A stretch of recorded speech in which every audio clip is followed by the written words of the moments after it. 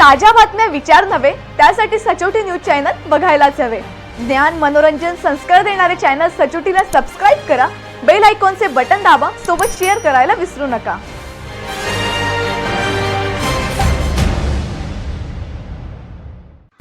केंद्रीय अपंग एकात्मिक शिक्षण योजनेत कार्यरत असणाऱ्या 595 शिक्षक व परिचरांना प्राथमिक शाळेतील रिक्त पदावर सामावून घेण्याचे आदेश महाराष्ट्र शासनाने दिले।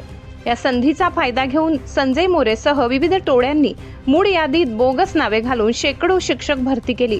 यात दिनेश देवरे शिक्षण विस्तार अधिकारी नंदुरबार, भरत पाटील अवर सचिव ग्रामविकास मंत्रालय यांनी बोगस शासन परिपत्रक काढून बोगस भरती केली। मूळ 595 ची यादी संपूर्ण महाराष्ट्राची होती, पण संजय देवरे यांनी धुळे, जळगाव, नंदुरबार, नाशिकमध्ये 300 शिक्षक या यादीत बोगस दाखवून समायोजन केले। या प्रकरणी नंदुरबारला गुन्हाही दाखल झालाय।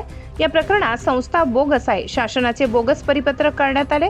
स्वतः हायकोर्टाने या प्रकरणी कडक ताशेरे ओढून शासनाला निर्देश दिल्यावरही या बोगस भरती विरुद्ध चौकशी झाली नाही।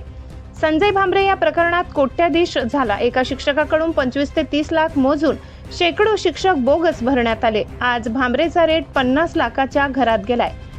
भाडखाऊ अधिकारी दावणीला असले की कसा नंगा नाच घालता येतो हे या प्रकरणावरून सिद्ध होते। मूळ 595 ची यादी शासनाने तपासावी आणि बोगस समायोजन झालेल्या शिक्षक संस्था चालकावर गुन्हे दाखल करावेत अशी तक्रार शासनाकडे झाली आहे। या प्रकरणी हायकोर्टात पिटिशन दाखल झाली आहे।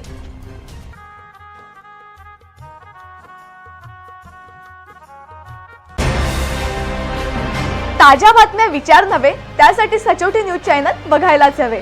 ज्ञान मनोरंजन संस्कार देणारे चॅनल सचोटीला सबस्क्राइब करा, बेल आयकॉनचे बटन दाबा, सोबत शेअर करायला विसरू नका।